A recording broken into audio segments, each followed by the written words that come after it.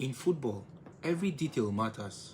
A single mistake can cost the nation its dream of qualifying for the World Cup. That's exactly what happened to South Africa when FIFA stepped in with one of the harshest punishments in the rule book.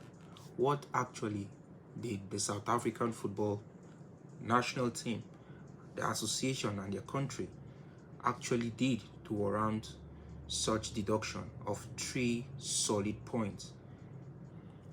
In a World Cup 2026 qualifier against Lesotho, South Africa fielded a player who should not have been on the pitch, a player who was under suspension. By doing so, they violated FIFA's strict rules on eligibility. That exists to protect the integrity of world football. What was this rule that they broke?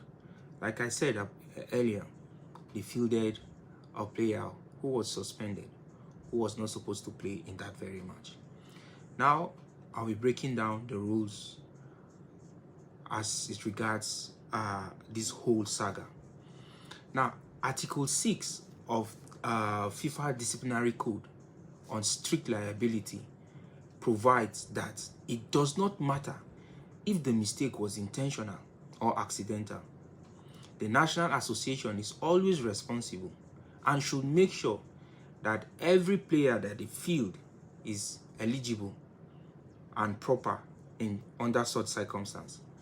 Article 19, furthermore, gives more light on eligibility, and it provides that only players who are free from suspension may take part in official matches. In the case, the player that was fielded was suspended and was not supposed to be fielded in that match. Article 55 on forfeiture also provides that if a suspended player takes the field, the game is automatically forfeited. The opponent is awarded a 3-0 victory unless the actual score was already worse.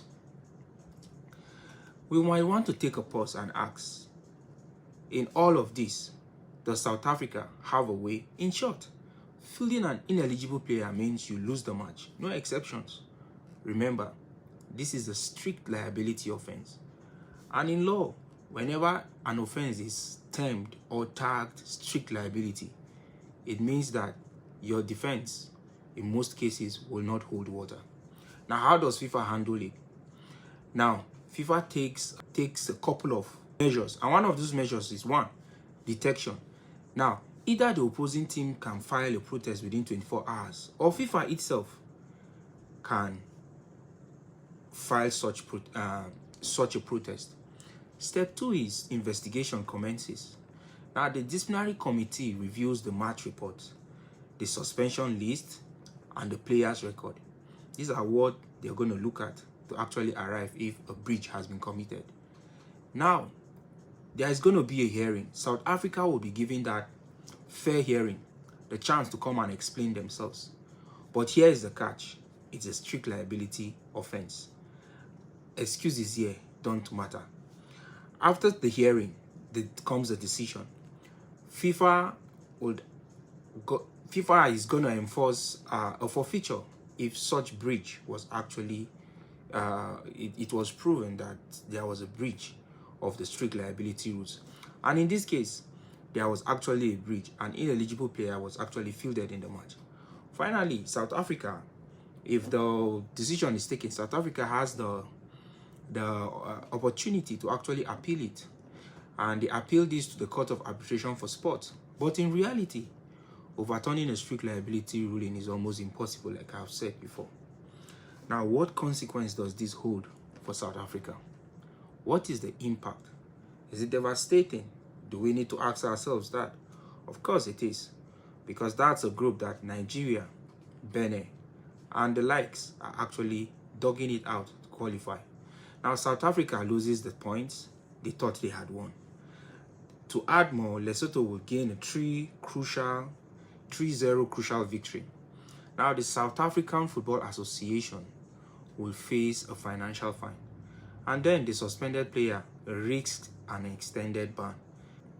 These are some of the measures, not that could be, that are actually going to be still meted out as regards this matter. Now, beyond the pitch, South Africa's reputation will suffer because FIFA in subsequent tournaments will be monitoring them so closely than the way they will monitor other nations. Now, why does FIFA enforce this rule? Why? Some persons will say that this rule is harsh, but the rule is a rule because the World Cup is the pinnacle of football and fairness is non-negotiable.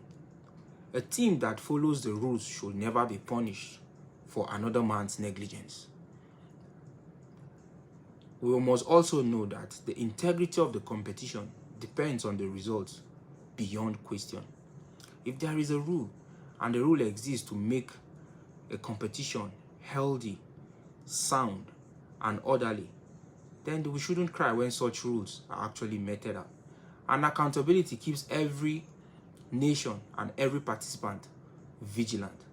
In FIFA's eyes, need we say, protecting the credibility of the World Cup is more important than protecting the team's mistake. Teams have to go into the tournament, countries have to go into the tournament, knowing that it is orderly, it is being guided by rules, and those rules are no respecter of no nation. So here's the bottom line. FIFA punished South Africa because they fielded a suspended player under Article 55 of the Disciplinary Code. The penalty is automatic, a 3-0 forfeit, lose of points, and heavy consequences for both the team and the player, like I've earlier explained. This wasn't just about punishing South Africa. We have to get this. It was about protecting the game, the spirit of fair play, and making sure that in the race to the World Cup, everything competes on equal ground. Whenever there is a breach, there will be a consequence. And when nations begin to understand this, the integrity, the seriousness, and the hype that comes with the tournament will be worth it.